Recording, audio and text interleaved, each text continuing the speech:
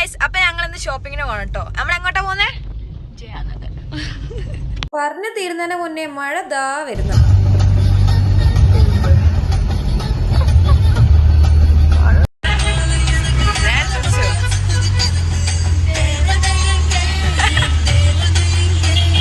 പാടിയനെ കൊണ്ടാൻ തോന്നിട്ടോ, നല്ല രീതിക്ക് മഴ പെയ്യുന്നുണ്ടായിരുന്നു. ഇറങ്ങിയത് വെറുതെ ആയോന്ന് തന്നെ ഞങ്ങൾ വിചാരിച്ചു. പിന്നെ മഴ ഒരു വൈബല്ലേ എന്ന് വിചാരിച്ചിട്ട് അതിനെ കൂടെ അങ്ങ് പിടിച്ചു. പിന്നെ കുറച്ച് കഴിയുമ്പോൾ മഴയൊക്കെ അങ്ങ് പോയിട്ട് നല്ല കാലാവസ്ഥ തന്നെ. അപ്പൊ തന്നെ കുറച്ച് സമാധാനമായി. ഏയ് ഗൈസ്, ഒരു മണിക്കൂറിന് ശേഷം ഞങ്ങൾ ഇവിടെ ജയനഗർ എത്തിച്ചേർന്നു.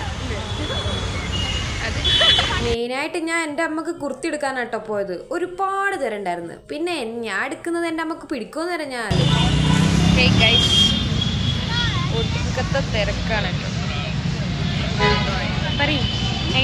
കണക്കുകൂട്ടലുകളെല്ലാം അതെ, എന്തെടുക്കണം എന്ന് കൺഫ്യൂഷൻ ആണ്. പിന്നെ വിചാരിച്ച സാധനമൊന്നും കിട്ടുന്നില്ല. പക്ഷെ ഒരുപാട് സാധനം ഉണ്ട്. ഏത് വഴിക്ക് പോകണമെന്ന് ഒന്നും അറിയില്ല. അതിൽ കൂടുതൽ തിരക്കുണ്ട്.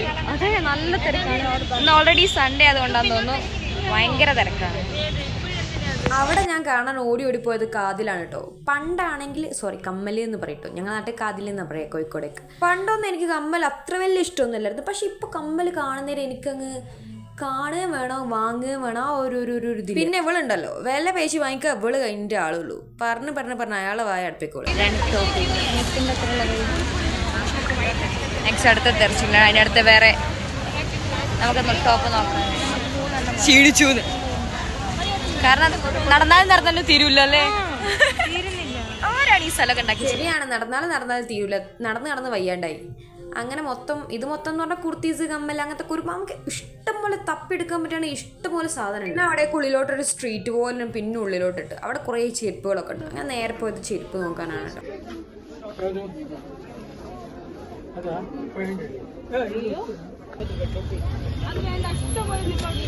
ഇല്ല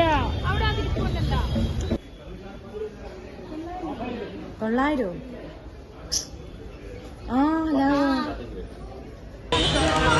നല്ല തെറിച്ചാലോ നമുക്ക്. ടയർഡായി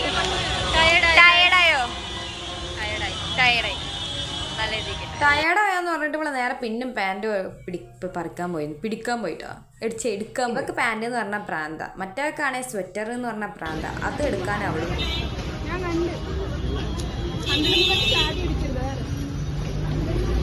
എല്ലാം കഴിഞ്ഞ് പുറത്തേക്ക് ഇറങ്ങിയപ്പോൾ രാത്രി ആയിട്ടാ. ഇനി അവിടെ നിന്നാലും ശരിയാവില്ലെന്ന് മനസ്സിലായി. അവരുടെ സെയിലും കൂടി നമ്മളെ പോക്കറ്റിലെ പൈസയും തീരും. പിന്നെ എന്തിനാ അവിടെ നിൽക്കുന്ന? ഊബർ വിളിച്ച് നേരെ ഞങ്ങൾ ഇങ്ങോട്ട് പോകുന്നു. പിന്നെ ഇതൊരു പാവം അന്തയാണേ. രാവിലെ ആവുമ്പോൾ കണ്ണ് കാണും, രാത്രി ആവുമ്പോൾ കണ്ണ് കാണൂല എന്നാണ് അവസ്ഥ. ഞാൻ ആദ്യമായിട്ടാണ് കേട്ടോ ലോങ് വീഡിയോ എടുക്കണേ. തെറ്റുകളൊക്കെ ഉണ്ടെങ്കിൽ ക്ഷമിക്കണേ, ഒന്ന് സപ്പോർട്ട് ചെയ്യണേ. അപ്പം അത്രയേ ഉള്ളൂ. ഇതൊക്കെ കഴിഞ്ഞ് ഞങ്ങൾ നേരെ വീട്ടിലേ പോയി. അപ്പം അത്രയേ ഉള്ളൂ. ശരി എന്നാ.